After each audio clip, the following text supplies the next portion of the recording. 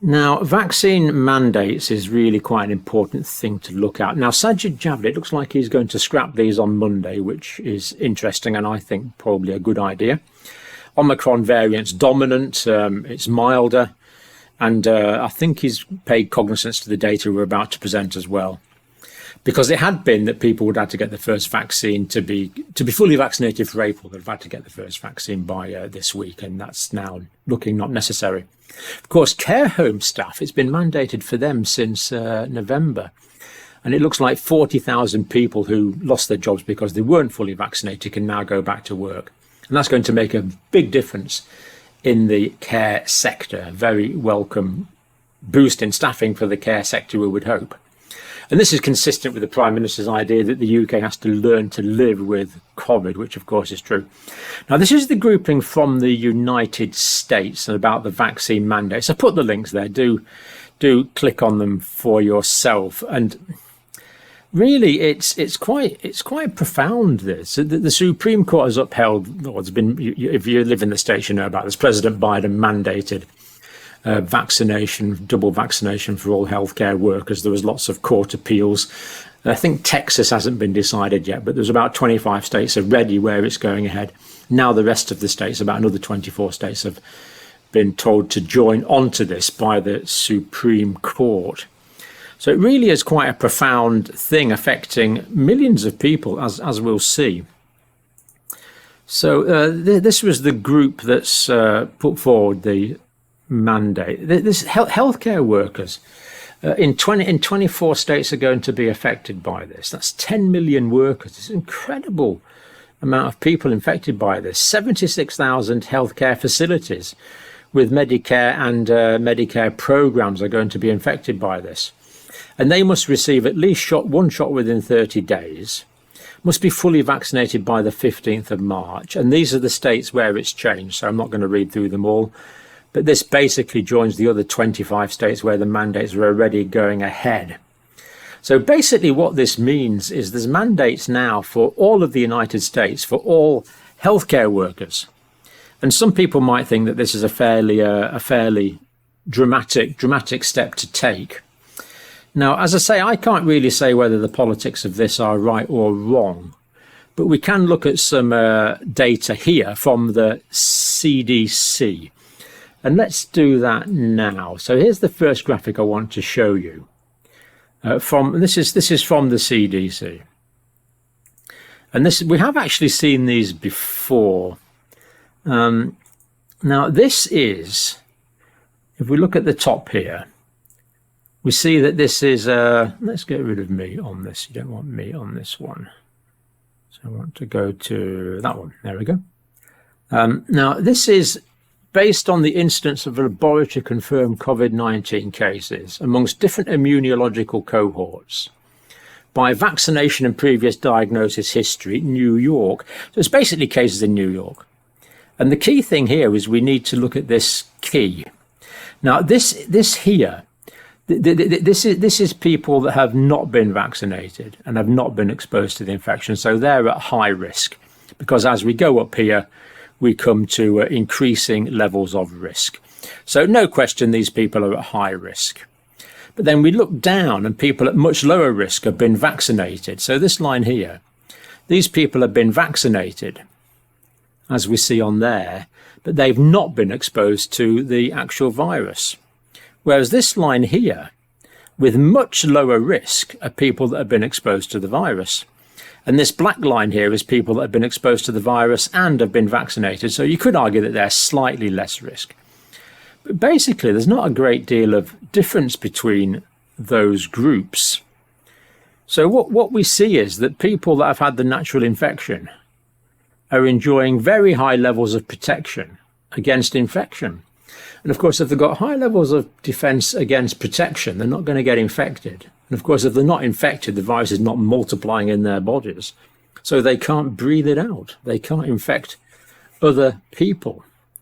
So that indicates to me that people that have had the natural infection are going to have much lower rates of spread. Now let's look at this next one here. This one is I think this one, is this one California? Yeah, this one's from California. So there's much the same data there from California. This is the CDC's own data. So again, we see people that have not been vaccinated and people that have not had the infection. I mean, can there be any doubt from that data that they are at severe risk of infection, therefore severe risk of passing this on to other people? Clearly, that is the case. Clearly, that is the case. But when we look at people that have been vaccinated, we see that their risk is low, way lower, of course, in the California data. But then when we look at people that have had the natural infection, which is that blue dotted line there, we see that they have way lower risk. And people that have had the extra vaccine dose, you could argue that they've got minusculely less risk. But basically, those lines are essentially superimposed.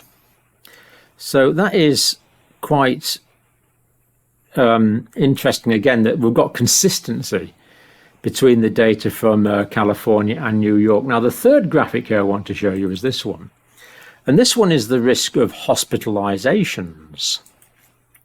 Now, that is here. So this is associated hospitalizations here amongst immunological cohorts, again defined by vaccine status, California. And this is from May the 30th to November the 13th, 2021. Now, of course, this is in the time of Delta. So again, what we see is people likely to be, and of course, this goes up and down as the pandemic goes up and down, as the numbers go up and down. That's not surprising. So we see people with no vaccine at all and no immunity at all, very high risk of hospitalization. But then we go down and we see people here with the thick blue dotted line that have had 2 doses of vaccine, much lower risk of hospitalization, of course.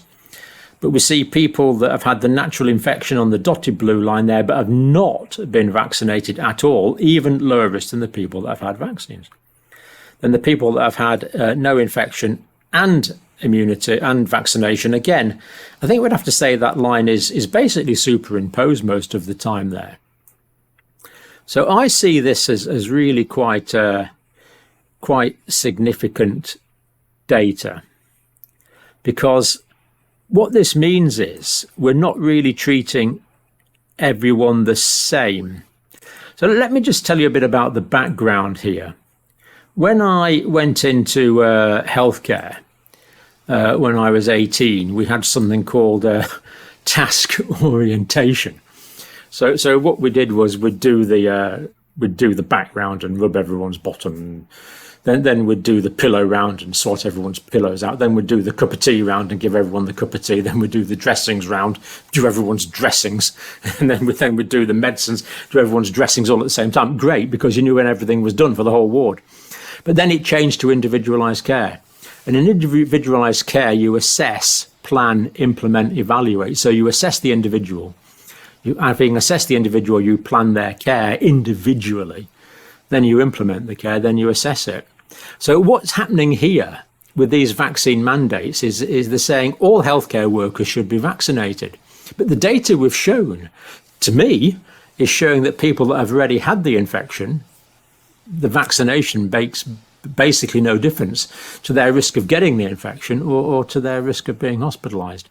Now, to be fair, this was in the time of Delta, so this may not apply to Omicron, but I'd be very surprised if it didn't, because Omicron's milder anyway.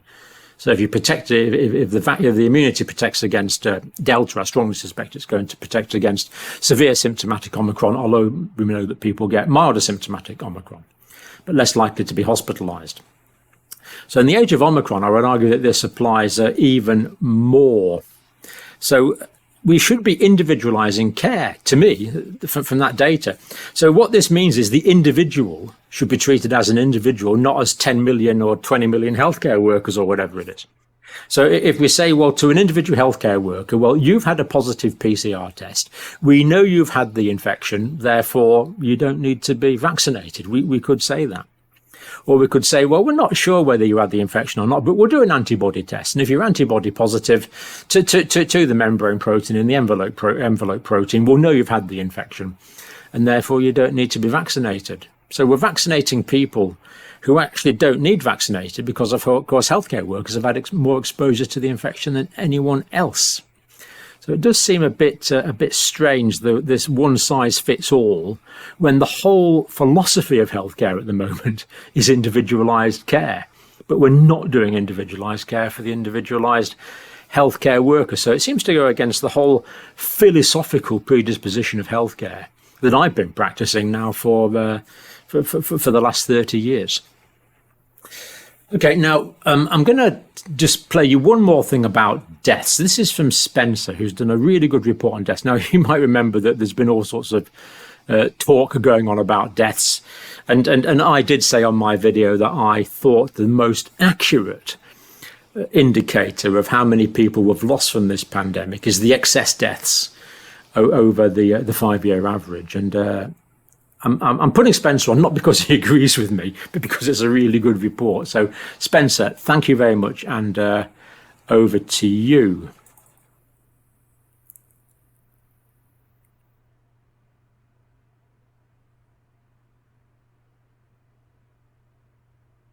Dr. Campbell, greetings from the state of Texas. My name is Spencer Carlson. I'm currently at home recovering from COVID. I wanted to share some comments regarding your recent video discussing the Freedom of Information data that you found somewhat troubling, indicating that COVID as the primary cause of death ended up being a remarkably low number of the total attributed COVID deaths. We had a similar debate here in the States back in September 2020 when the CDC indicated that COVID being the only cause of death was attributed to 6% of the total COVID deaths reported. So a very small number of the COVID deaths had COVID as the only cause. This caused a significant amount of debate here as well on what the true way to understand deaths was. And I think you were spot on when you referenced the excess deaths being the best way to approach the death toll of COVID. What I would want to propose, consider secondary causes of death where people go on to live very long and fruitful lives, such as diabetes, hypertension, obesity, and a number of other factors. And I think this is a lot easier to see if we dig in a little deeper to the excess death data. Looking at the CDC death data going all the way back to 1999, we can see fairly consistent growth in the deaths in the United States. It averages a 1% growth per year and correlates most closely with population growth. But then we see something remarkable in 2020. When we go from 2019 to 2020, we have a 18.5% increase to almost 3.4 million deaths. If we look at the deaths we would have expected with that 1% growth rate, we would have expected almost 2.9 million deaths. So we have 500,000 unexplained deaths. Well, when we look at the different attributed causes of death, the top 15 causes of death in the States as reported in the CDC data, we see that those top 15 causes do account for 80% of the total deaths that we're discussing. We see that heart disease is always number one, cancer is always number two, and we see that COVID in 2020 was credited with 351,000 of that 500,000 of unexplained deaths. But what I've done is highlighted in red the year in which we saw the highest percentage increase in a particular cause of death. So heart disease had its highest percentage increase in death in 2020. Same with cancer and a number of other factors. And we could say, well, maybe there were folks that didn't receive appropriate medical care because hospitals were so busy. But I also think it's important to consider that we may have significantly undercounted the COVID-associated deaths.